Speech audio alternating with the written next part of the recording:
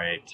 Well, good evening, everyone, depending on where you are in the continent, in North America, excuse me. My name is Dominic Green. I'm the Director of Health and Safety Initiatives, and I am on our recruitment task force for the fraternity. Some of you I met in previous recruitment training session. We are here to introduce our presenter, our main presenter, as well as the program tonight. So excited to be here for our telling and selling your DU story. But first I want to introduce our main presenter. We have Brother Gordon Bothan from Carthage, class of 2008. He is a senior strategic account executive for Salesforce. So if you're familiar with Salesforce, it's one of the best companies to work for in America. He's worked there for 7 years, and he's been in a variety of other marketing and sales jobs. But before Gordon worked for Salesforce, he actually worked for the Delta Upsilon fraternity for 2 years as a leadership consultant and as a chapter development coordinator. So I actually met Gordon when he was an undergrad and when he was on staff. So it's fun to see us now 80 years later working together in this kind of setting. So excited to be here, excited to have Gordon work with us and tell us really how to tell and sell your DU stories. I'll turn it over to Gordon and get the program started. Awesome, Dominic. Thank you. Can you hear me okay? All right, perfect. And thank you for that introduction. And I want to say welcome and to all of the brothers across the US and Canada. I've been looking through the chat here and seeing what chapters each of you are from. So I'm excited to see you all here. I'm excited to spend this next hour with all of you. And so as we kick this off here today, I would like to actually start with a question or a proposition for all of you. And so for the undergraduates on the call, imagine that you're invited to give a TED Talk. Pretty prestigious honor, something that we see happening more. It's something that more professionals want to do as they're becoming more known in their field, as they're becoming experts. And these TED Talks are oftentimes really inspirational, really exciting opportunities for individuals to share their craft and help teach others about what it is that they do, and then to leave them with a thought-provoking idea or concept. And so when we think about these TED Talks, you being invited to this talk are an expert. You're somebody who's coming in with a new idea, maybe a novel concept, and you're trying to convey that and convince individuals who are in the audience that your perspective is valid. And so when you think about this, like this context of what it is that happens in these TED Talks, what's really going on here is you're not just presenting, you're actually selling. You're using this opportunity to convey information, to be able to help somebody see your point of view. And when we think about that context, and we'll go through some other possible examples throughout our conversation here in the next hour, selling a lot of times has a really strange and oftentimes like strong connotation for people. When you think of a salesman or a saleswoman or a salesperson in the world today, how many of you think of this? Or how about this guy?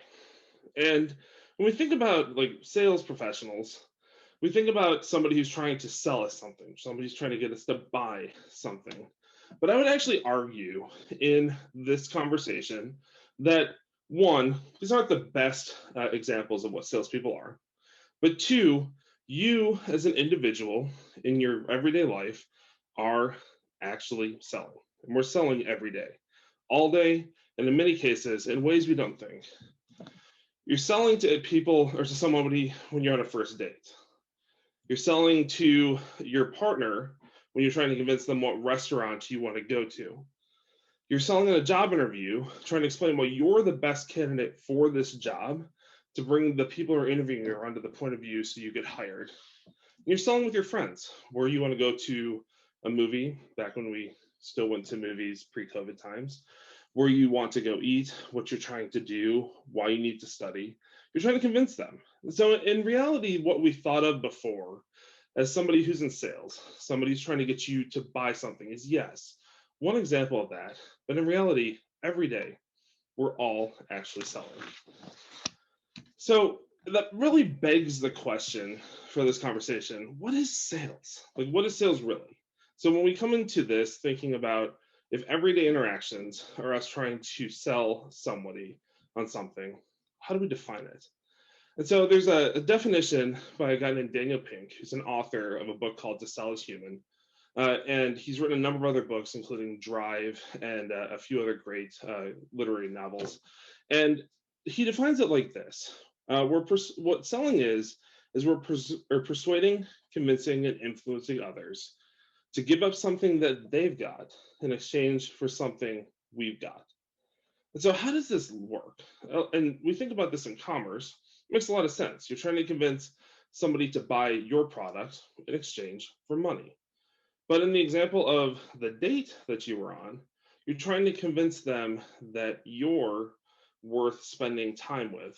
You're giving up your time in exchange for their time. Or with your friends, you're trying to convince them that your point of view makes the most sense, that what you're proposing is better than what they're proposing. And so in reality, or in short, what selling is we're simply trying to move others. We're trying to move them toward a new idea. We're trying to move them to do something. We're trying to move them to, yes, do business. And in many cases, that's what I do as a professional sales person for Salesforce. Trying to convince customers to do business with us. But we're trying to convince them to our point of view. And so we're taking interactions that we have with individuals and working to be able to exchange what they have for what we have. And as a consideration, there's this decision in this. So if we know what sales is in this context, why should you care?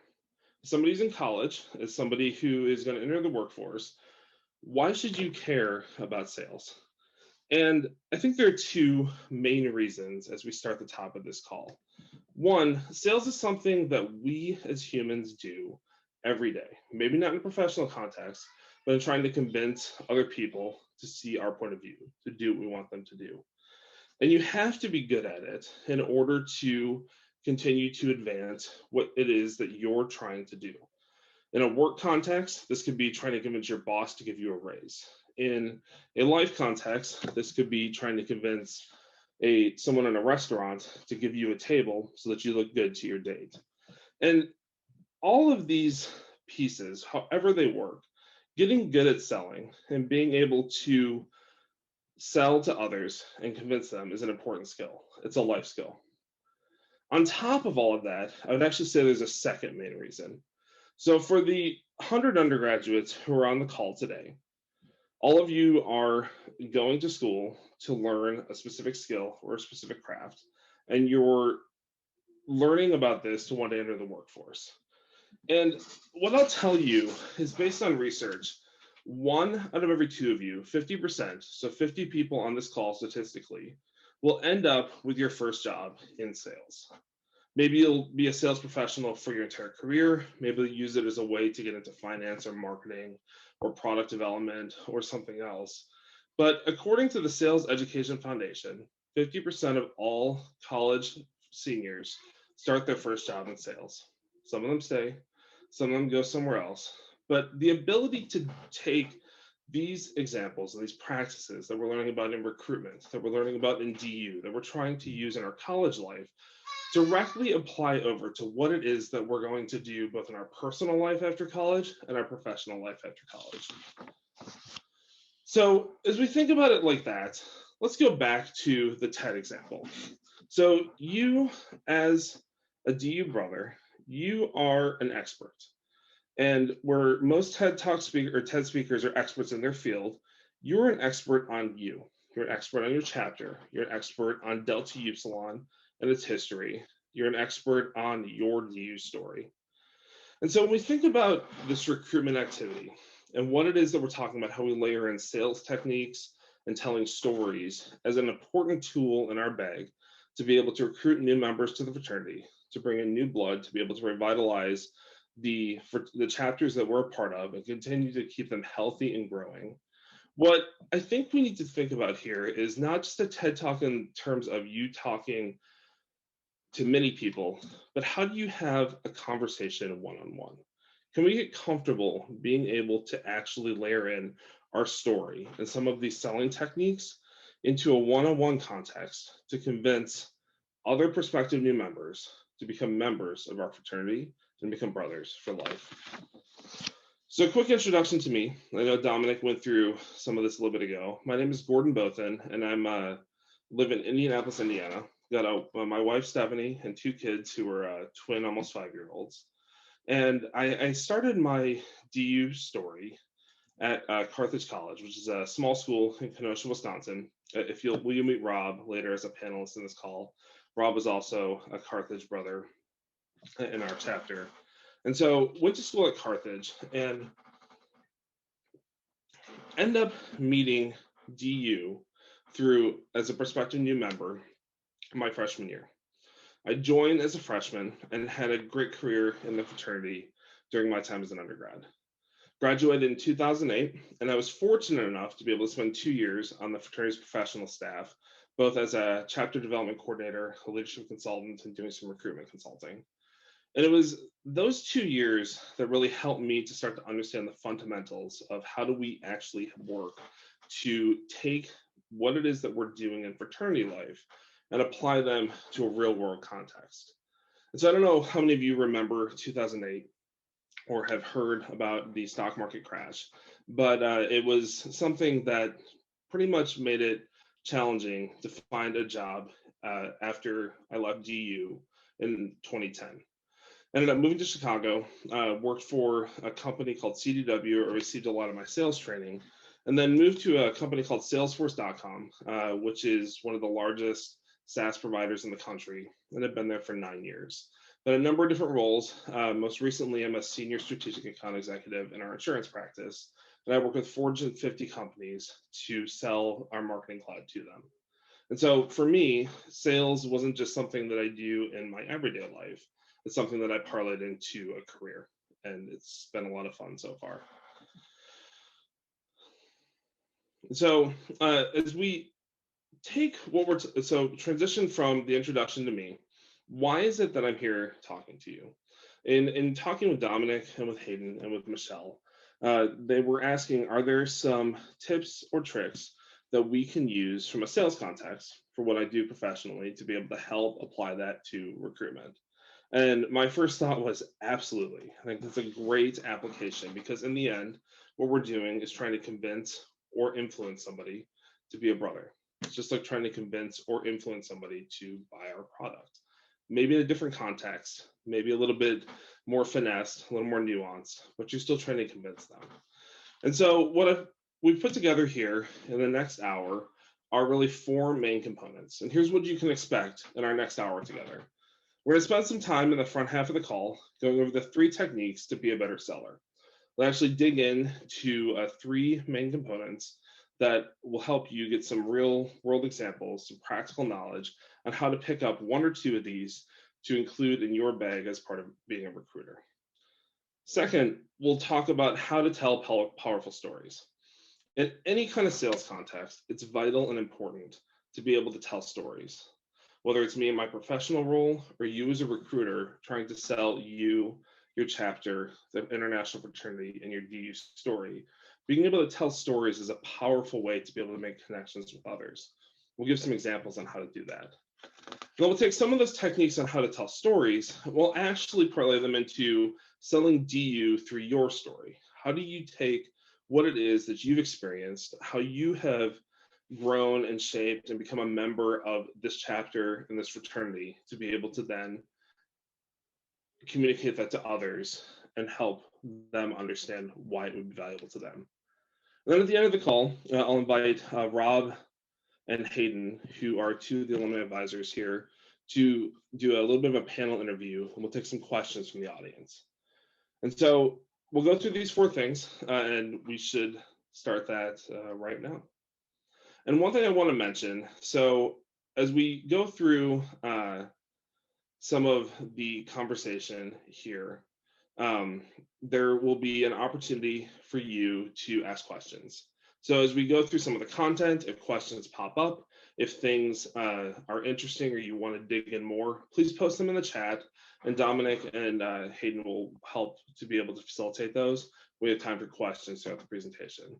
Unfortunately, with this being a webinar, it's a little bit hard to be conversational, but I want to make sure that whatever we talk about in this hour is relevant and important to you.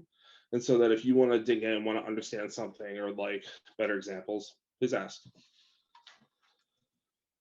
So to start our conversation, we're going to spend some time digging into 3 techniques on how to be a better seller. And I'm going to caveat this by saying there are a number of different techniques. There are a number of different ways to sell. There's a whole slew of research on how to do this. And what we've done for this presentation is synthesize some of the main points into 3 of these specific overview segments or these techniques. And so there's some practical tips and tricks backed by research to be able to help you to be able to sell better. And what I hope you get out of the end of this is 1 or 2 pieces that you can incorporate into your life or into your recruitment to be able to actually be better at your craft. So when we break this down, the first one is that we're trying to be a better seller. It actually starts with you. The second technique we'll dig into is while being a better seller starts with you, it's actually about them, the prospective new member, and how you are able to serve them and make your connections personal and purposeful. And then finally, we're going to spend some time on the third technique where you actually have to ask. As part of sales is a consideration, is a opportunity to engage in a conversation.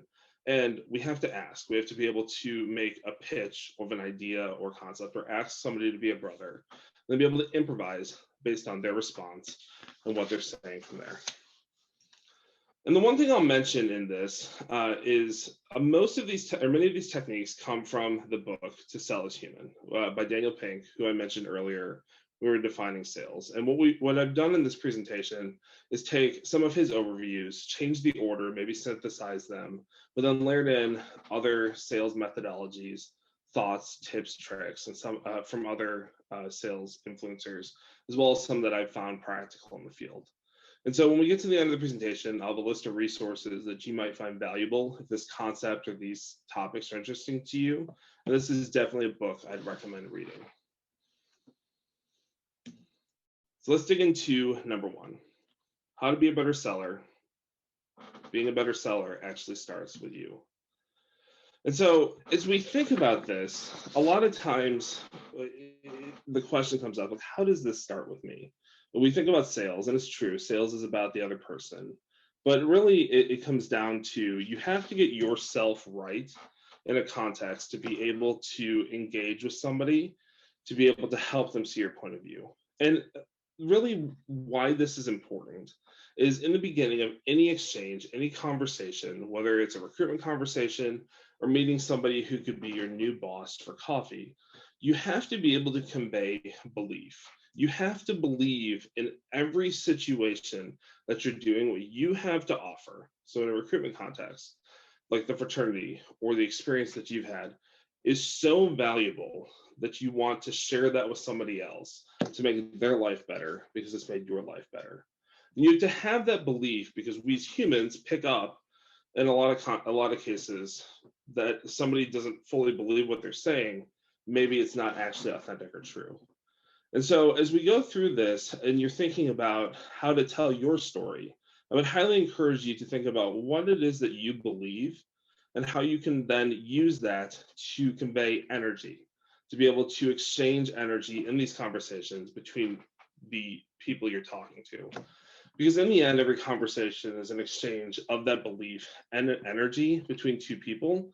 But then you add in the third step, which is most important as a seller, and that's empathy. Being able to relate to an individual, relate to who you're talking to be able to actually listen to them and to hear them, to be able to then understand them and then convince them or move them towards your point of view. And how we think about moving somebody toward our point of view really starts with the ABCs of moving others. And so the ABCs of moving people from one point of view or one place to another, or getting them to move from a no to a yes, starts with attunement, buoyancy, and clarity. So let's dig into these a little bit more. So we'll start with the A, attunement. And when we think about having to get yourself right and leading and building empathy for others, this is the ability to bring somebody else's actions or outlook in harmony with what it is, with other people in the context you're in. This is the ability to understand what somebody's saying, what they're doing, and be able to then read that to use that as part of a conversation. And we as humans do this all the time, whether we know it or not. If you're ever talking with somebody in a conversation, and if you want to know if they're really in tune with you, go ahead and make a shift in your body language. So shift from one side of the chair to the other, or decide to touch your face in the middle of a conversation.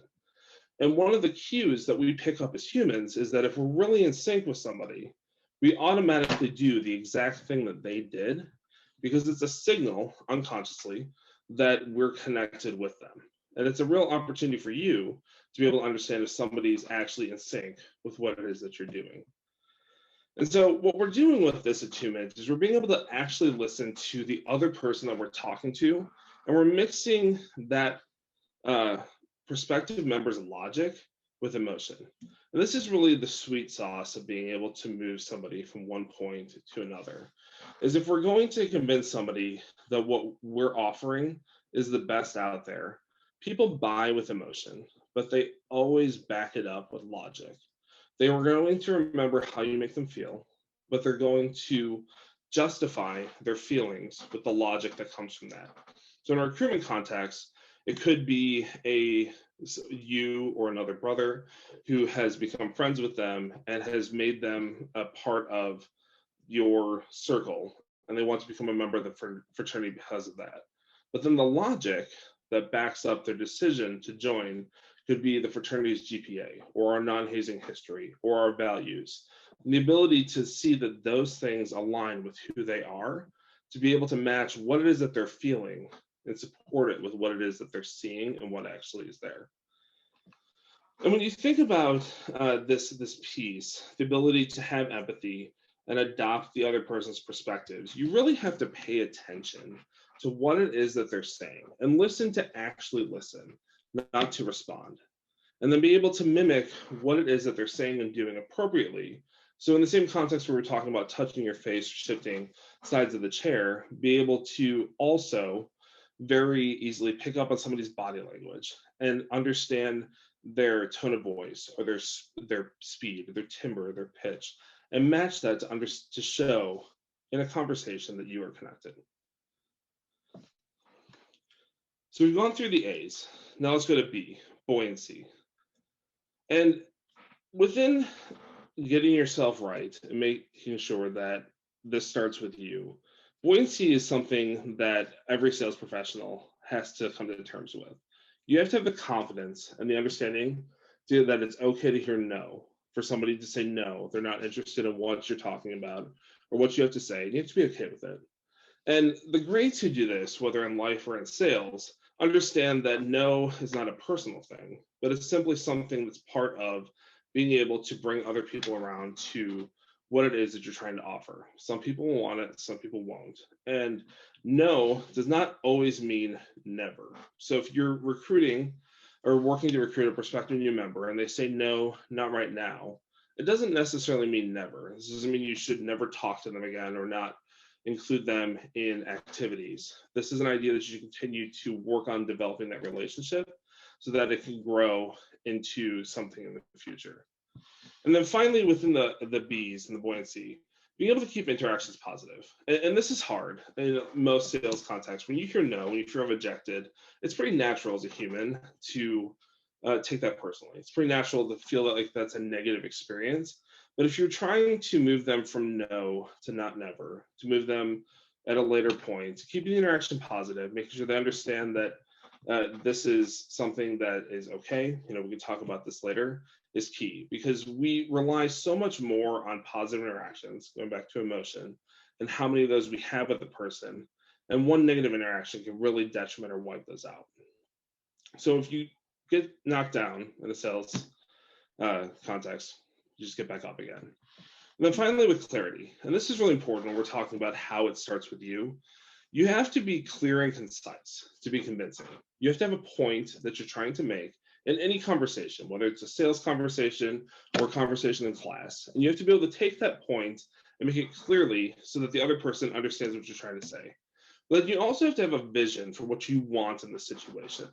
And this can be in any kind of context. And an example with, say, in class, where you're trying to convince a professor to let you have an extra time on an assignment. Like your clear and concise narrative could be around something that's happened, something that's coming up, but then being able to have a vision, knowing what you want out of the conversation when you ask it is very important. Because oftentimes what happens is we are pretty clear on the logic or the reason, but we are not always clear on what it is that we're trying to accomplish.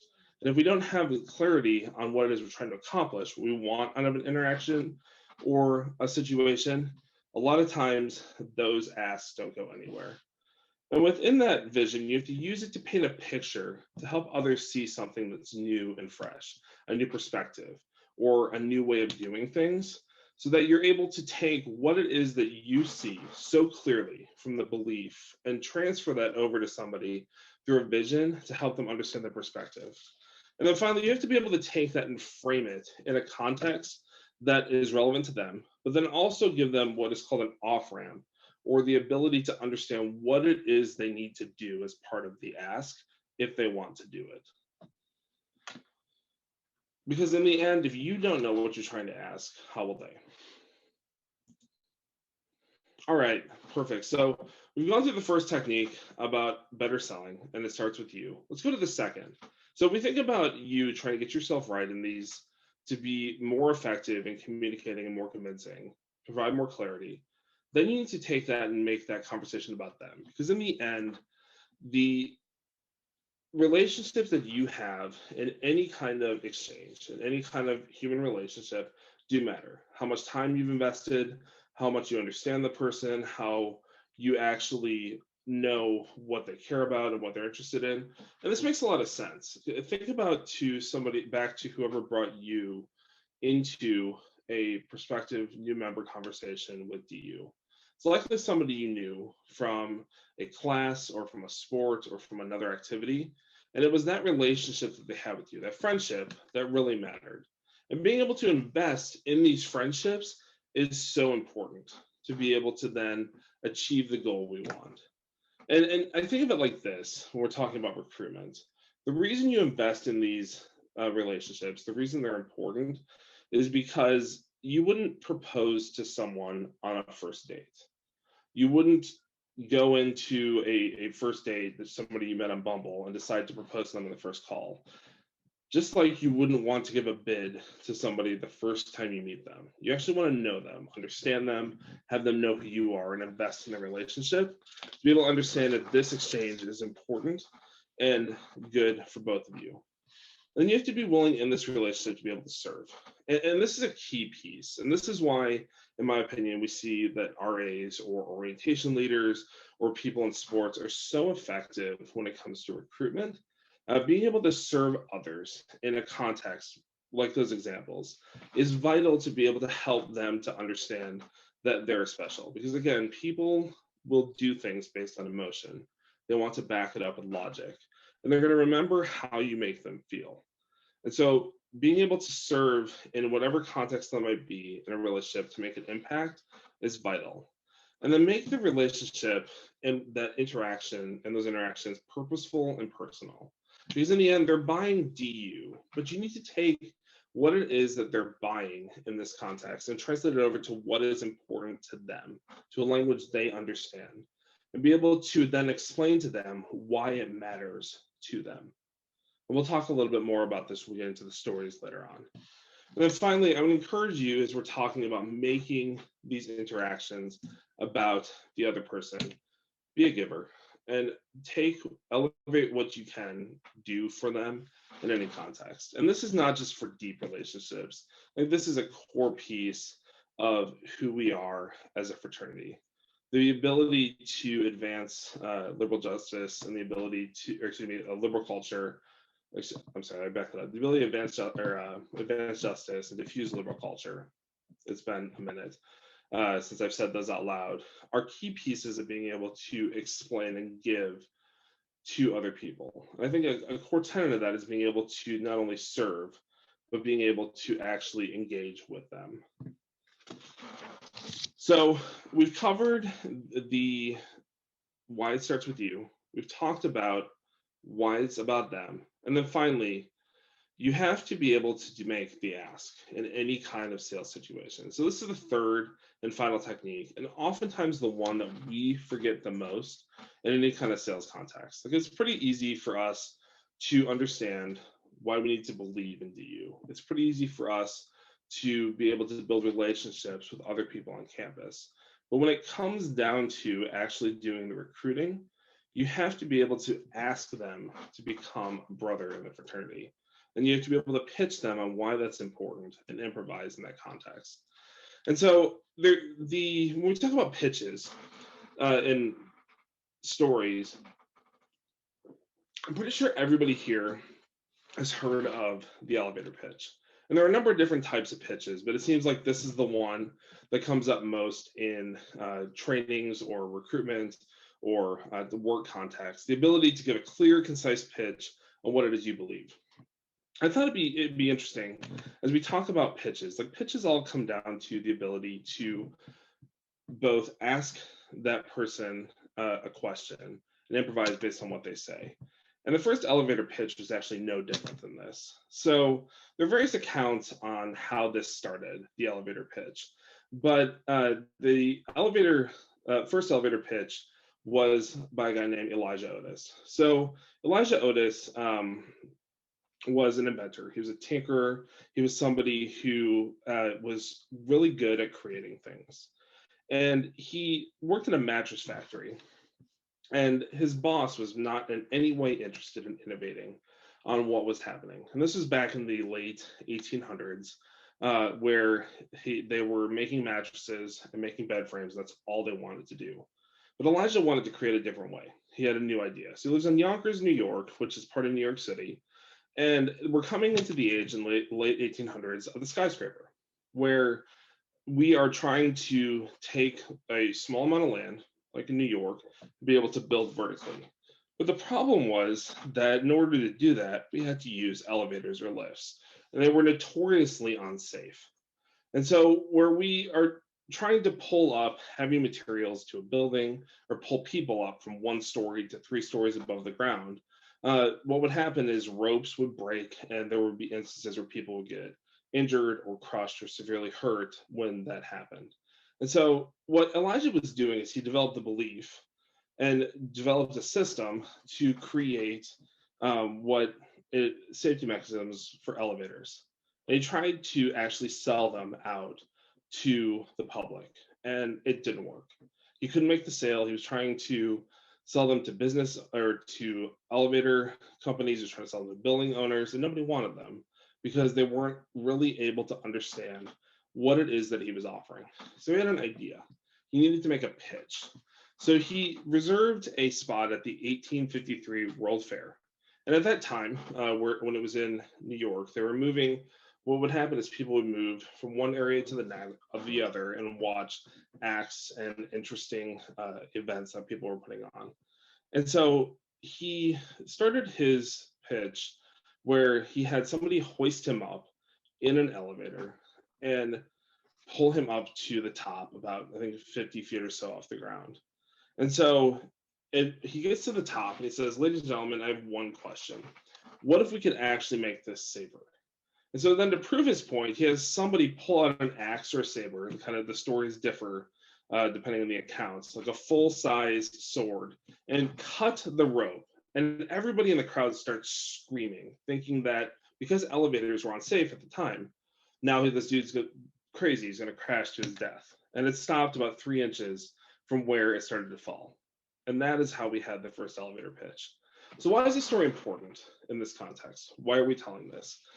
When we think about having to make the ask, and elevator pitches are notorious, it's kind of an interesting story. Well, the reason we have to make the ask is because we may have the best idea in the world.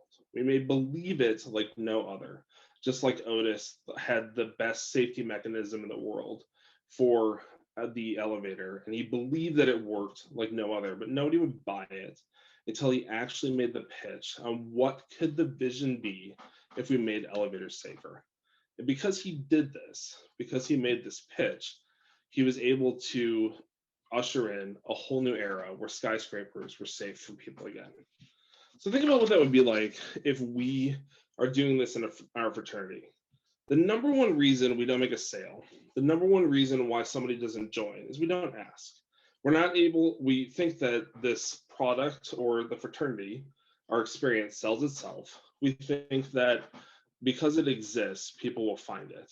And in some cases, that's possibly true, but it's not going to lead to the kind of growth. It's not going to lead to the kind of sustainable new members. It's not going to lead to the kind of prospects that we want to be a part of the fraternity. Just like Otis trying to sell the brake systems wasn't going to work unless he could paint a vision for what happened and actually got people to understand what it was to make that ask.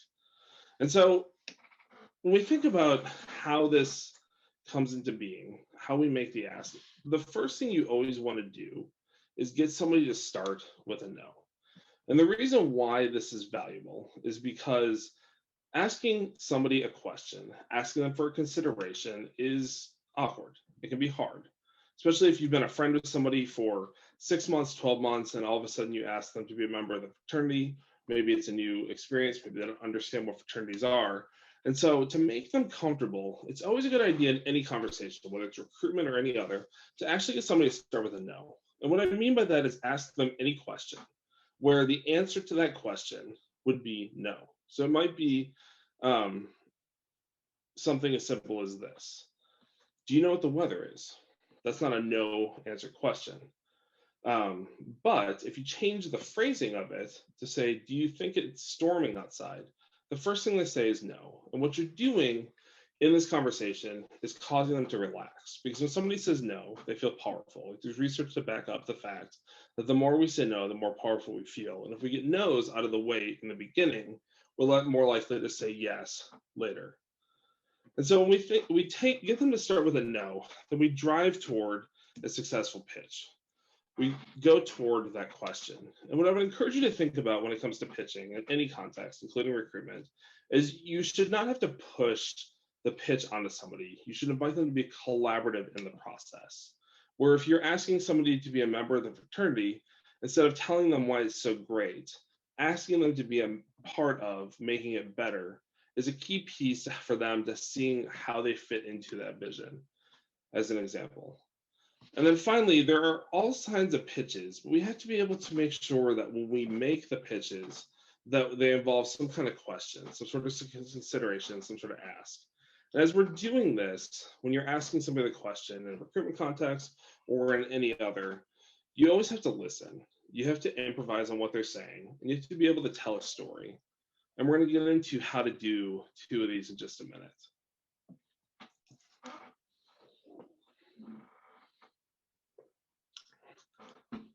So if we have to improvise in a pitch context, there's really nobody who does it better than the Second City.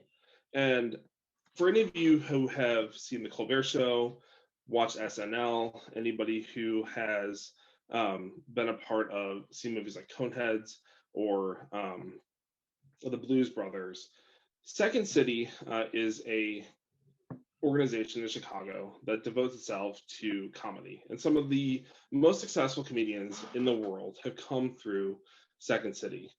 And the Second City developed what we think of as the modern tenets of improv. And so the ability in a conversation, in a pitch, to be able to take what somebody's saying and build off that toward a mutually successful outcome. And so when we think about the techniques of improv, there are several. But we're going to talk about 3 that are really important to when it comes to actually developing and responding to a pitch. And the first one, as we talked about, like where you have to listen in every context, you have to listen to actually understand and hear offers. Because a lot of times when somebody's talking, what they're saying is not always exactly what they're saying. Understanding what their tone of voice is, understanding their context is important. And hearing offers to be able to build on a conversation is vital. And so an example of this is somebody says, I'm not really interested in doing this right now. I don't think it's necessarily the best fit for me, but I'd like to talk more about it. That's an offer. It's a pretty clear example of one, and there are others. But the idea is for you to take that offer of I'd like to hear more about it and build on top of that with statements that are called yes and statements. So the idea behind this is that if somebody is starting to have a conversation with you, and all pitches involve a question and a conversation, being able to go from yes, but saying that what they're saying is right or wrong. The problem is the word but to yes and builds this upward cycle of a conversation that allows you to take that conversation and move it forward.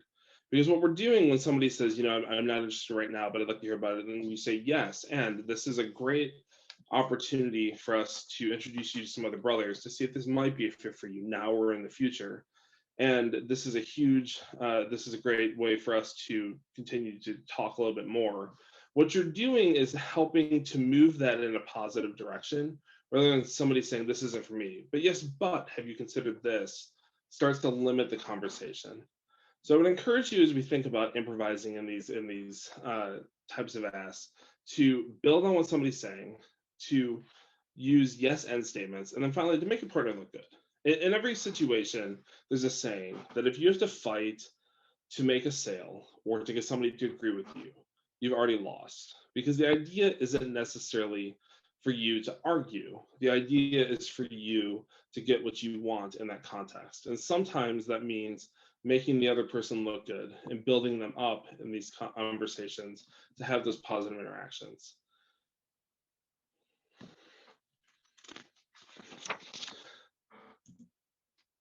And then finally, as you're improvising, as you're talking, and you're building these yes and statements, as you're hearing for offers, you're making the partner look good, this is a great place to enter a story. This is a great place for you to enter your story. And we'll talk about how to do that in a minute. So quick recap, the 3 techniques that we've gone through to be a better seller. 1, starts with you. 2, you have to make all of these conversations about them and how you serve them and make them personal and purposeful. And then finally, you actually have to make an ask in the conversation to move the conversation in that direction, to get them to make a consideration and to bring them to your point of view. So what I'm going to do here before we move into the next section, I'm going to pause, take a quick question break, and see if there are any questions. So Hayden, Dominic, are you able to check the chat and see if anybody's posted any questions or comments that we can walk through?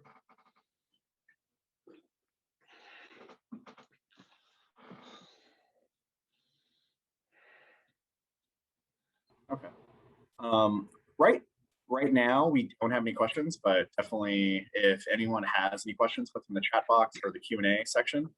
And feel free to, like I said, use Gordon as an amazing resource. All right, awesome. Thank you for that. All right, great. Yeah. So if you have questions, please continue to post them. So we'll move to the next section. So we've talked a little bit more about a couple of selling tips and tricks. Now let's talk about stories. So the main idea here, the prompt is, why do we tell stories? We've been telling stories as humans for most of our history, whether it's through oral tradition that we see that happened long ago, to the point in time when we started writing down stories to be able to build a chronology of our history. We as humans have told stories for as long as we have been alive. And there is a good reason as to why we do this. 1, it builds connection. It helps us to be able to relate to somebody else. It helps us to provide context to what's happening. And it helps to ensure that people are brought along as part of a conversation. And in a sales context, or in the context of being able to help in recruitment, we tell stories because they're really, really effective.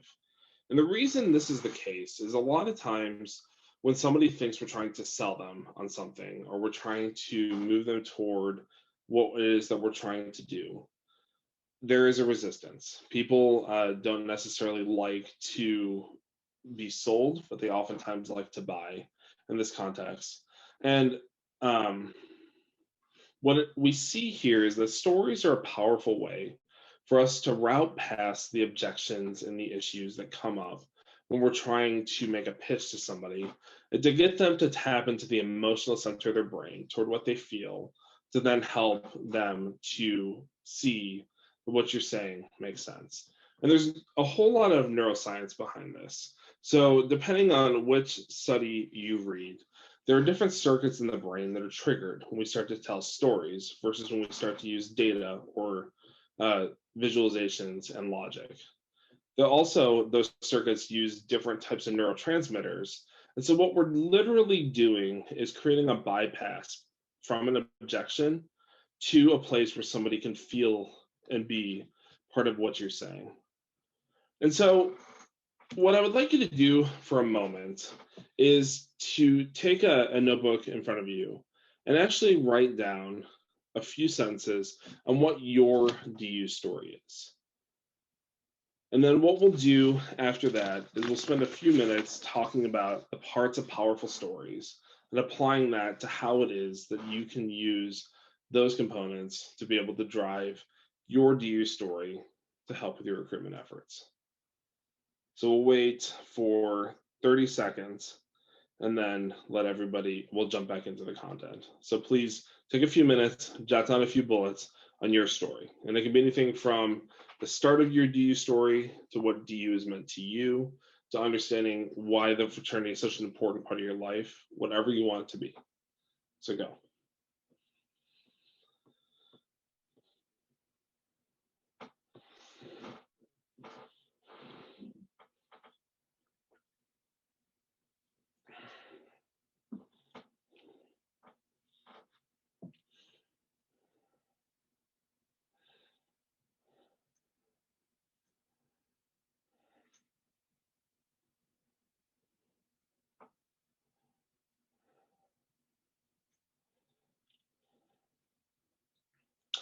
All right, great. So you feel free to finish that up while we jump back into the content.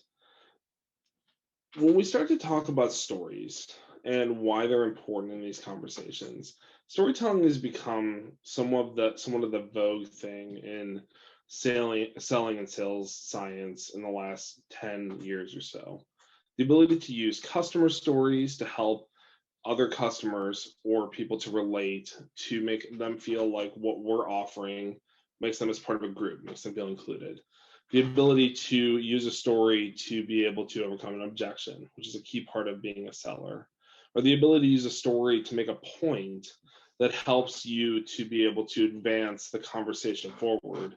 It's become a really important part of every salesperson's type of tool set, and we use them in a number of different contexts.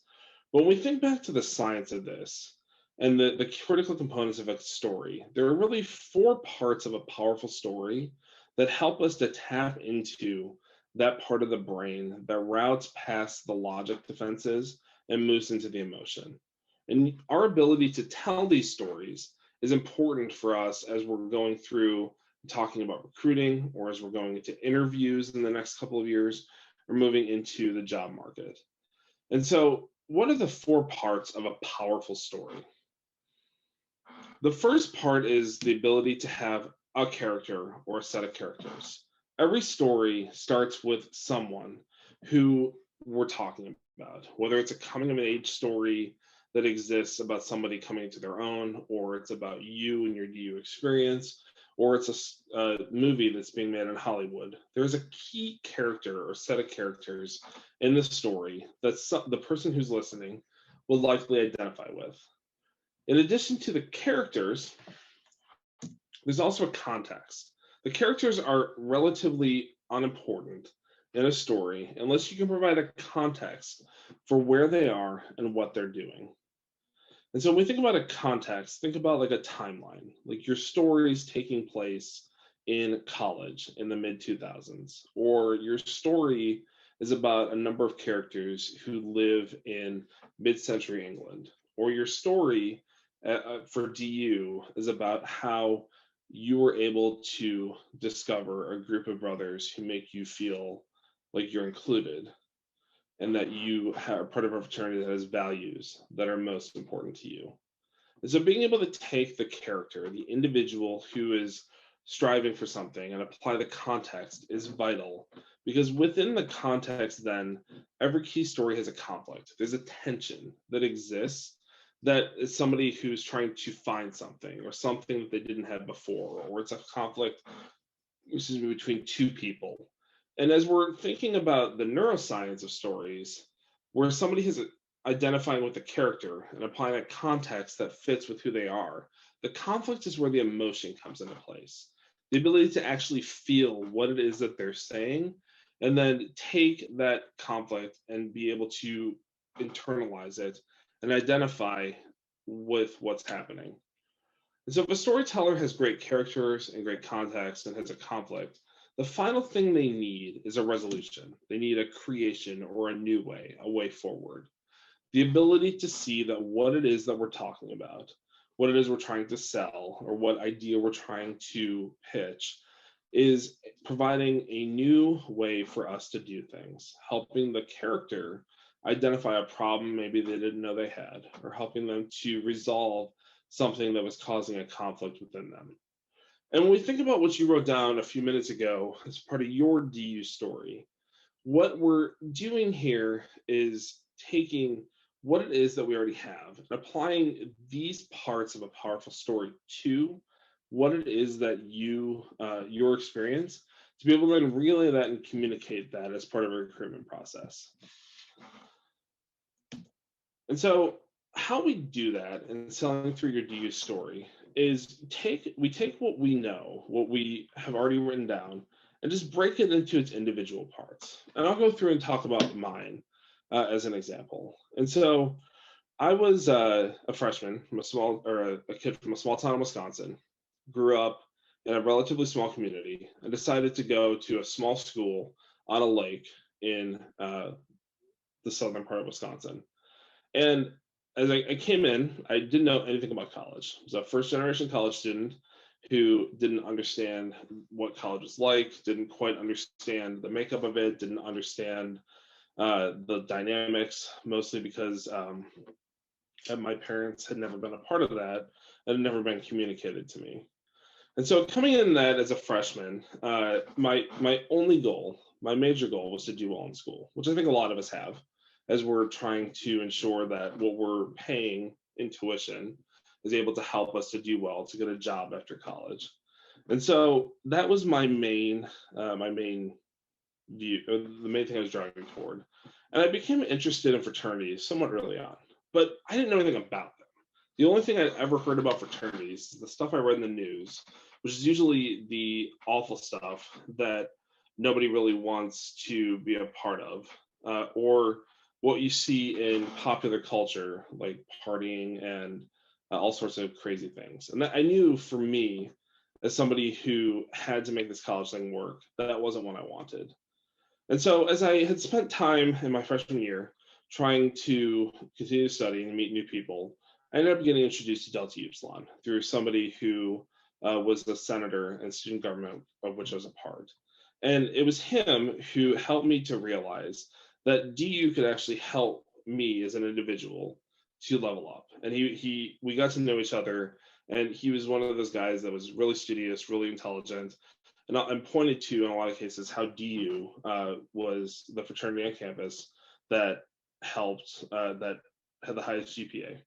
And it was that kind of like getting to know him and that experience to understand that he helped me understand what a fraternity is, what it does, and then it aligned with my goals that helped me to feel comfortable to accept a bid the second semester of my freshman year. So taking a step on that, let's take apart that story and break it into its parts. So we think about what we just talked about. The character in that story is me, and then the other character is likely the other senator who became my fraternity brother. The context for that is that I was a freshman, first generation college student who had a conflict. I wanted to do well in school, but I didn't really understand fraternities. And so in meeting this brother and becoming a prospective new member, I had a realization that DU could actually help me level up what I was trying to do and who I wanted to become. And in reality, that's what it's done ever since I became a member to being a DU alum today. And it's by taking that story and breaking it into the parts, I'm able to help to see that what we're talking about in this piece is trying to help identify and relay that message. And so the story itself was relatively short, but if we break it down, we recognize and we know the points we need to communicate and what we need to get across to move toward that emotional center, to resolve that conflict and provide the new way forward. And so what I'd like everyone to do for about 30 more seconds is go back to your story and the notes that you wrote down just a moment ago, and take those different pieces of your overall story and then break them into the framework. Who are the characters in your story? Does your story have a context that you want to tell? Do you have a conflict that you're trying to resolve? And is there a creation or a new way forward that's established as part of that? And if you don't have that as part of your DU story that you wrote earlier, what I would encourage you to do is use this framework to jot down a couple of different points to help fulfill these different pieces. And again, the reason why these 4 components of a story are so vital is because if we're using stories to convince other people, we have to be able to use the components that are backed by research to be able to reach that emotional center, to be able to convey the message that we have. So I'll give everybody 30 seconds, and then we'll come back and round out with a couple of tips on storytelling, and then move on to our panel. So everybody, 30 seconds, ready, set, go.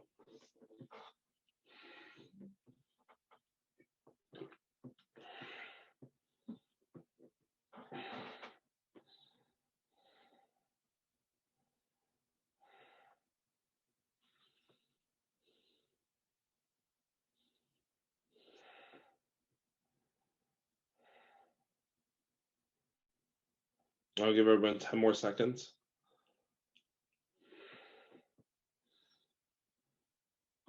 Or I'll come back in 5, 4, 3, 2, 1. Recognize that was not a lot of time to be able to, 1, jot down your story, and then 2, break it out into the parts of a powerful story. What I'd encourage you to do is to write down these 4 different C's of a great story, and take some time later to actually really think about how it is your story fits into these and how they apply to the story that you would tell as part of a recruitment effort for prospective new members. So with that, we're going to round this section on storytelling off with just a couple of tips on how to take the components of a powerful story and make them your own. And the first thing I'll mention to everyone is, with any story, you need to focus on the goal and where you're trying to go. You're not telling the story for no reason in the case of trying to recruit someone. You need to understand that your goal, in this case, is to get them to consider being a prospective new member, or get them to the next step in a conversation where they might do that.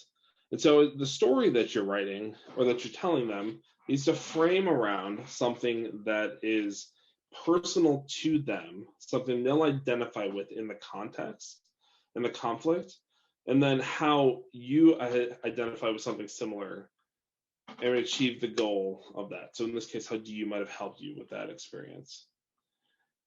The second piece here is you need to remember, and we've said this multiple times, that people buy an emotion, but they need logic to back up what they're saying.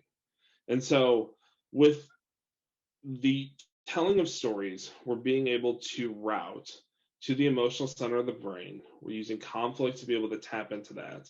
But then at the end of the story, it's always a great idea for you to have 1 or 2 points that are logical, that align with what you're trying to tell. So in the story we told before about me and my search to understand fraternities, the fact that our chapter had the highest GPA percentage on campus, the person who was recruiting me knew that was important to me, was the logic point that I needed to affirm what it is I felt from the experience. And then talking more about the 4 founding principles and how those applied to my life was the other logic point that really sealed the deal for me. So being able to use the story to convey the emotion, but then being able to back that up with 1 or 2 points makes it really powerful. it's important for you to be authentic in every story. And I say this because a lot of times when we're talking about sales or trying to convince somebody, that they're already on guard, or they're already in a position where they're wondering what you want from them. And so if you're authentic, if you're yourself, if you're conveying that belief and that energy, it goes a long way for you to be able to convince them of what you're trying to do. And the second piece of that is it's really okay to have multiple stories to pull from. And I say that for any of you who are working in recruitment or in some other context, your DU experience may be a month or two long in terms of recruitment, and then many years long in terms of being a brother. For any of the alumni on the call, your experience about being an alumni member goes even further than that. And what I would say to you in this case is you don't have to tell your whole story in one piece. You can adjust or have multiple stories or segments of stories that align with what it is you're trying to convey to the other person to be able to make the point that you're trying to make, but then leave out the other parts that may not be as impactful in that moment. Fourth piece, make sure you know your audience. And this is key when you're telling any kind of story, when you're trying to build the context, when you're trying to identify the characters. If you're not telling something that is going to resonate with them, there's no point in telling the story at all. And this is kind of a key, like the joke that we use a lot in the sales environment is like the Michael Scott story of how he starts a sentence and just finds himself along the way. This should not be that. This should be you knowing who you're talking to and using very specific, clear and concise stories to help back up or make a sense of what they're feeling. And don't forget to bring the action. And this is the part I think we forget a lot when it comes to storytelling. Maybe we're really good at character development. Maybe we're really good at understanding the context of the creation. But in the end, like, we have to show what happened. We have to be able to provide the outcome or the resolution or the new way to the story. Otherwise, it tends to fall flat. And then finally, with any story, use it to build trust. This goes back to being authentic and knowing your audience. The idea is that if you're trying to use this as an opportunity to convince someone, you're using it to build trust so that they take the story and remember it as a piece of who you are. But it's okay to get feedback as part of that, to understand if that resonates with them, to ask them if this is something that they identify with, and use that as an opening to incorporate some of the improv techniques that we talked about earlier, whether building on looking for openings or building on yes and statements or making that person look good. The idea is that getting their feedback and being able to actually listen to what they have to say is a critical component in convincing them on what happens next. So with that, that wraps up the presentation that I have on sales techniques and storytelling. What we're going to move to here is an alumni panel discussion with Rob Miller, who's a Carthage graduate from 2009, and Walter Olive, who is the Central Florida grad from 2017. So Walter and Rob, are you able to come on camera? Hey, Gordon. Awesome. I can see you. I can hear you in this. So thanks to both of you for joining us here today. Really excited to spend some time chatting with you and for you to talk to the undergraduates a little bit more about your DU story and your time as an undergrad. So to kick things off, and Walter, why don't we start with you? Why don't you tell us a little bit about yourself? And then we'll ask Rob the same question, just so the undergrad can get to know you. Absolutely. So first of all, good evening, everyone, depending on where you are. I think it still classifies as evening time. My name is Walter Olive. As Gordon mentioned, I graduated Florida in 2017, where we were the co-national champions with the University of Alabama. If you don't like that, then read the NCAA record book, and it has it all in there for you. So, but I came into DU. I started looking into Greek life around 2014, and the UCF chapter was in a very interesting place, and I'll probably get a little bit more into that. But I spent three and a half years into DU because I took an extra victory lap I highly recommend a 5th year to any senior out there. And now I'm in the finance leadership development program at Lockheed Martin. Awesome. Thanks, Walter. Would you like to introduce yourself? Sure. Hi, everyone. My name is Rob Miller. I graduated with the 2009 class from Carthage College. We have very few national championships to speak of as a D3 school, so sorry. After graduating in 2009, I went on to get a graduate degree in college student personnel administration and graduated from Illinois State University in 2011, and I've been working in higher education for the last 10 to 12 years. Great, thanks, Rob. So actually, we'll stick with you and jump to the next question. So as we've been talking for the last hour about stories and story techniques, and can you tell us a little bit about your DU story? Sure, absolutely. Yeah. So for me, joining Carthage, Gordon and I actually bumped into each other at my freshman tour or campus tour or something along those lines. And I don't even know if Gordon remembers this, but my parents were a big fan of Gordon. I was skeptical, but that comes later. But I started my DU story starts from day one when I stepped on the campus and getting my campus tour. And we didn't even talk about DU. And that was the funny thing is we talked about campus life and, my concerns, my excitement, all those things. When I finally got to campus, I really didn't get a chance to interact with the DUs explicitly until I started noticing that all the things that I was looking to join, DUs were a part of. Whether that was our campus housing or our program board, or even my improv group, the Carthage choir. Everywhere I turned, I was like, oh, there's a DU in this organization. Oh, there's a DU in this organization. And I remember distinctly being recruited by other fraternities, but it was so centralized, right? It was always like, come to this one event that we're hosting, and this is where we are, and this is where you can talk to us. And I always felt like DU had such a presence on our campus that was always kind of a driving force behind, these guys must be doing something right. I think I figured out my trajectory was in DU when I saw things happening on campus. Obviously, this is years ago at this point, but events that I would be questionable when it comes to hazing and being like, why are people subjecting people to doing that? And DU was like non-secretive, non-hazing, building you up on what you already are bringing to the table.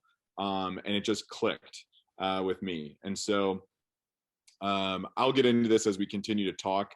But for me, I was actually in a very severe car accident right before I came to college. And so I was caught up in some legal things that were making it very hard for me to transition to college and trying to figure out if I was even going to stay in college. And so as that weighed heavy on my first year, I really was kind of shutting myself off from a lot of people that I was interacting with my first year. And DU was the first place that I actually found where brothers were, encouraging, non-secretive. If there are things that you need to keep personally to yourself, that's fine. But we're always here to support you. And I was like, these guys don't even know who I am and have my back. And so, it just to me seemed like a family. And that really defined me wanting to join DU. So hopefully that gives a little bit more context, and I'll share more later.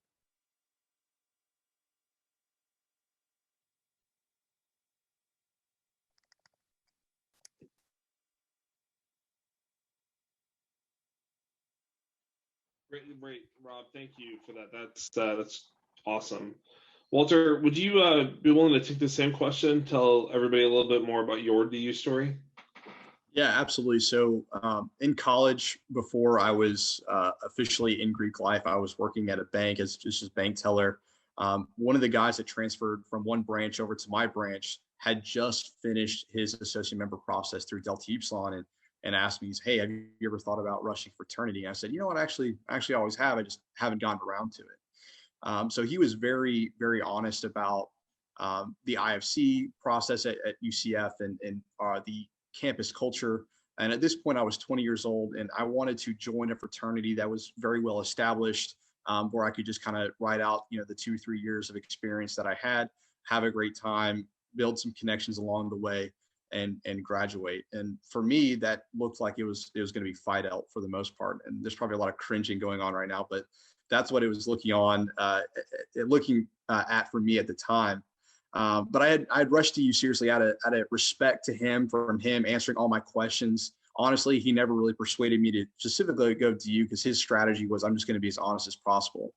When I was rushing when I was rushing DU, UCFDU, and Gordon and Rob probably know that the UCFDU has a very colorful history. At that time, we were coming out of back-to-back reorgs, where the chapter went from 120 plus men down into the teens. They left a massive amount of debt to IHQ, and our house wasn't in the best of condition. So when I rushed to you, I was like, look, they're really cool guys. They have this vision, which is phenomenal. They want to get back to really fighting for our values, continuing to be not only leaders within DU, but we wanted to be leaders on campus in everything from philanthropy to IMs to our social standing to everything, within all facets of fraternity. So I was walking to the Phi Delta house to accept my bid, where the brother that had worked with me at the bank called me and said, "Hey, where are you?" And I said, "Oh, actually, I just parked at DU," because they were kind of close next door. He's like, "I hope that's okay. I'm walking to Phi Delta to go accept my bid." He said, "Don't move, stay right there. I'll come pick you up." And he pulls up, almost hits me in his affinity. I'll never forget. Tells me to get in the car. I just do what I'm told. He brings me upstairs to the DU house and sits me down with 3 brothers and a dog, and explains why he's recruiting me for DU, and says, "Look, you can go and be a Phi Delta and have a great time, and they won't steer you wrong, but you're just going to be another member in a sea of brothers, and you'll have a great time. Or you can rush to you, and we know the type of guy you are. I work for the bank. The reason why I'm rushing you is because we know that you're going to be on the executive board one day. You're going to be a leader, and you can come into this fraternity and make an impact. So do you want to just have an experience, or do you want to make a difference?" And I was like, holy crap. Yeah, I'll accept my bid. I asked some questions like, or do we have any chapter debt or anything? And they didn't really answer that question. So the joke is, yes, we're non-secret, but I also always say that we're also non-secret selective, because when I got initiated is the day that I found out that we were $26,000 in debt. So, that was kind of my deep story. And ever since, I haven't looked back on the decision. And I know that things happened for a reason. It was the right decision for me. So it sounds like you were pitched. They actually didn't forget the ask in your situation. No, they had a pitch. They sold me a vision. Everything that you discussed, Gordon, they did intuitively, and that's what drove me to DU. That's awesome. So that story is definitely unique and a really interesting one. How did you use that, Walter, that story as part of your recruitment process when you were recruiting new members into the chapter? Well, some old habits die hard. About a year and a half into my experience, I was just elected the VP of Finance, and our chapter was found guilty of a hazing incident. So we went on to kind of a suspension. We could still recruit, thank goodness. And so my pledge brothers, we were all in the executive board at this point, we said, listen, we want to continue the vision that Miles, the brother that had sold me, really sold us on. We want to continue to be the best. We want to have the highest GPA on campus. We want to increase our social standing. We want to set records for DU, for GSI, and our philanthropy. We want to become a DU sweepstakes winner. How can we not only take what we were sold on, but utilize the situation that we just went through and to our advantage? And we just did everything we told, which is the craziest thing you can ever do, right? We told the truth to every prospective new member about our situation, and how that was a select group of seniors that were involved in those reorg processes back in the day, and they were no longer part of the chapter, with some alumni that had not been a part of the chapter for quite some time. That it wasn't indicative to who we were as members, and nor was it indicative to the vision that we had as a chapter. So we would walk around and we would show the composites of the 120 plus men in 1 year, down to the it's like a little picture frame, right, of the amount of brothers we had, and said, listen, we're not going to just build back to get numbers for numbers sake, every man that we recruit is going to be brought on for a specific purpose, and is to achieve that vision. With or without you, we're going to achieve that vision. But we would certainly like for you to not only be a part of that process, but make an impact and help us drive that process. And that was how we utilized our vision and our unique situation to recruit our members. Wow, that's remarkable, and that's amazing. Thank you for sharing that, Walter. So Rob, we'll jump back to you real quick. I have a little bit same question, a little bit different context. So I guess I'm unique on this call as somebody who was actually part of your recruitment process, maybe not directly, but indirectly enough. And I remember for you that the founding principles and understanding the history of the fraternity was kind of a key piece of what you were interested in addition to understanding the members. And I think your story in that carries a good point. Like, DU as an international fraternity, as an international fraternity of brothers, has its own history that overlays to each individual chapter's history, that overlays to each individual DU's story.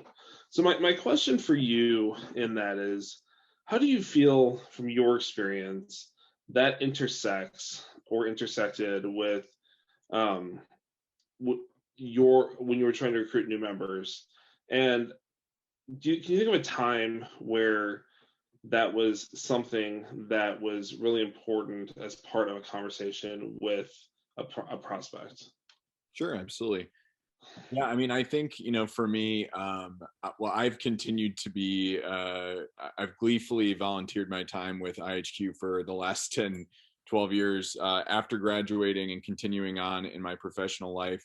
And that's something that has really, to me, stood out as what DU stands for, right? You're not buying into it's just a fraternity at a college, and you're joining it to enjoy your 4 years, and it's just a piece of the college experience, and that's it, right?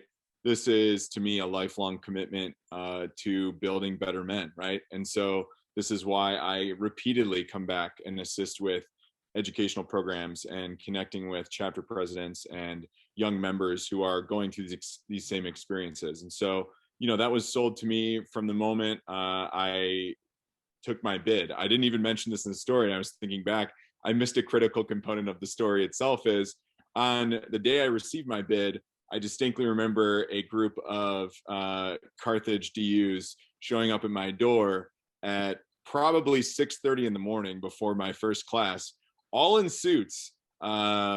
And I stumbled out of bed in my boxers, and they're all in suits, and I'm groggily opening the door. This is one of the things that our chapter was committed to, was thinking about how do we present ourselves in a way that not only stands for our chapter, but stands for this larger group of men that we represent. And so, the rich history, I'm not going to geek out on history, but the rich history of our chapter, it's a young chapter. It was a young chapter when I first got my bid. It's still a very young chapter. But the opportunity to grow as a member of both that chapter and as a member of this larger international fraternity was so intriguing to me. Similar to Walter, I was like, oh, there are some others that maybe this seems like it's just going to be part of my college experience. And when I really got down to it and I talked to some of the members of DU, it was like, oh man, they want me to be in this chapter, not just for 4 years or 5 years. They want me, like, this is my life now. Like, these values are the life I'm going to live. And they resonate so deeply with me. And so that's why it's been easy. It was easy to be a member of DU. It's easy to continue to volunteer my time and help other brothers.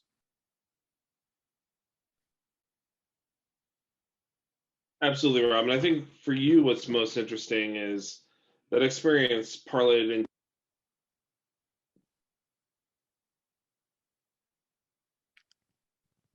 sororities at Butler, moved into other parts of student life. And so it's remarkable with both your stories, but and how these different pieces help to build out parts of who you were after college. So that's really cool. And Rob, I have one more question for you on that. Speaking of professional story or professional life, so we talked about Second City and improv techniques in the presentation. You are certified from Second City, are you not? I have to be very careful with how I frame this, but I did graduate from the Second City Conservatory program in Chicago. Yes, I did do that. And I also graduated from the IO Theater in Chicago as well. So yeah, I have probably just as many years with improv as I do in DU. Awesome. And so just a question for you, where improv techniques aren't typically something we think of when we're trying to sell or convince people. Have you found those to be helpful techniques outside of the theater and more in your everyday life? Oh, absolutely. I feel like improv comedy gets a lot of flack from the entertainment industry. If you watch any modern comedy show, they make fun of people who do improv. But if you have the ability to do it, I encourage everyone to do it. I am transitioning now, and this is not a sales pitch by any means. I won't give any information, but I'm transitioning now to starting to teach improv in the northwest suburbs of Chicago. Anyone who has the ability to do it, I encourage you to do it. It's great for public speaking. It's great for collaboration and teamwork. When we talk about selling and when we talk about recruiting, it is truly the most remarkable tool in your tool belt. You get used to being able to pivot, and when someone is in a conversation with you, being able to listen and affirm their statement and circle right back with a follow-up question that continues the conversation or furthers that conversation. It truly is a great life skill. So I highly encourage it if you have the chance to do it. Yes, and that's a great endorsement. So thanks, Rob. Last question for both of you, and I'm getting the 5-minute warning here. I want to leave a few minutes at the end for any undergraduate questions. In one sentence a piece, do you have any advice that you'd give the other undergraduate brothers on the call or who watch this in the recording about being better recruiters? Something from your experience, something from your story, something that you've witnessed. Walter, we'll start with you. Sure. The thing that I've been telling my small group in the Amplify DU process is don't recruit, promote. Promote our values, promote your chapter vision, promote your chapter goals, promote everything that makes us unique, our non-secrecy, our dedication to being industry leaders within the Greek life, and of course, your dedication to your chapter goals within your campus. Promote, don't recruit. Great advice. And Rob, how about you? Yeah, something I've been sharing with my small groups is, you never know who is going to help you recruit. Part of my DU story, and we won't get into this second part of it, but one of the things I did at Carthage was campus tours. And I always talked about, they always said, oh, you bleed Carthage, you love this school so much. This must have been your first choice school. And I was like, it's my fourth choice school. It was my almost last choice school. So instead of telling you why I decided to come here, let me tell you why I stayed. And I can tell you that I probably convinced more family members that their son should join DU before their son even decided he was planning to join our chapter. So every person that you interact with on and even off campus is an opportunity to promote DU and recruit for future members. That's great advice. 100% agree with that. Awesome. Well, thanks to both of you for helping to answer some of those questions, being a part of the conversation. Let's turn it over to the chat. Dominic, are we seeing any undergraduate questions for the panelists? Not yet. If we have a couple more minutes to be able to do questions. We do have a question from Nathan from JMU. So I'll just read it off. It says, Walter, I was hoping that you could speak a little more on trying to rebuild your chapter. My chapter went through similar issues where we recruited a lot of debt, lackluster executive boards, and some bad recruiting seasons. Specifically, how did you find people to pitch that vision with so few people in the chapter, right? So how do you motivate a small number of guys to just kind of, just get, light that fire under their butts? Recruiting for our chapter, when our chapter and other fraternities on campus are so large, it's hard when we're small. So it's been increasingly difficult. I want to find the right people, not just anyone. We don't have a similar situation happening again. So Walter, do you have a kind of a brief answer to that? Sure. Yeah. It sounds like you have the perfect recipe for success there. Being in debt, some lackluster executive boards, just everything that you ever dream of in a fraternity. But really, the best thing to do is get the guys and just have the most honest, candid conversation, saying, listen, we have two choices. We can either continue to be where we are and pay a lot of money to have the experiences that we all don't want, or we can change. And you lay out a very detailed, exact plan to change and say, okay, what is it what are the things that we want? Do we want to excel academically? Do we want to be the smartest chapter on campus? Do we want to be really good at intramurals? Find a goal and provide guys to the ability to all be participants in that goal. Don't just be the only driving force. And when guys are all rallying around one specific thing, it can be as small as we're going to have the prettiest house on campus. I mean, whatever the heck the thing is, provide everyone an opportunity to achieve that. And then you'll start to see that fraternities are so organic that the momentum starts to build, and then find the next goal, and soon you'll start to kind of dig yourself out. So have the honest, candid conversation, make sure that you're doing what you're supposed to on a semesterly basis with CP and everything else, and then provide guys the ability to engage in the goal that everyone has agreed to. Great, thanks, Walter. Yeah, really creating that shared vision to kind of really get everyone on the same page of how do we collectively all come together. No, absolutely. Gordo, that was the only question right now. I can open up to the floor. Any other questions for Gordo or our panelists before we wrap up? If you do have any questions, feel free to reach out to myself or Hayden, and we can put you in touch individually with Rob, Walter, or Gordon. And if you have specific questions or something of a scenario that's very much particular to your chapter, just let us know how we can be helpful as you continue to plan going into the summer, finishing the summer and going into the fall. So any last words from you, Gordon, before we wrap up? Yep, two quick things for everyone. So as I had promised you at the beginning of this discussion, the presentation, we cover 4 things. So we spent some time talking about techniques to be a better seller. We spent some time talking about telling powerful stories. We spent some time talking about DU and selling DU through your story and the experience of how you've engaged with the fraternity.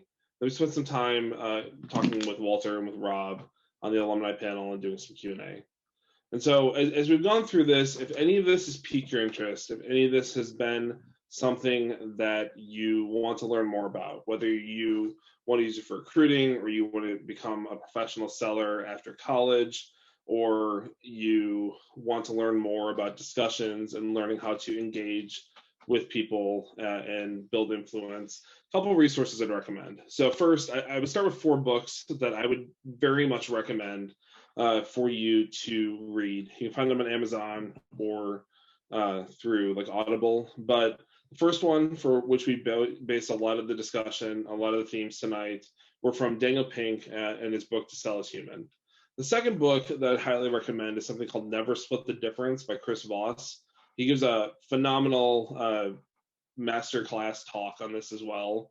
But he was a former FBI hostage negotiator, literally had to learn how to influence and negotiate in a situation where you couldn't like meet in the middle. It's not like you losing one hostage is an appropriate situation.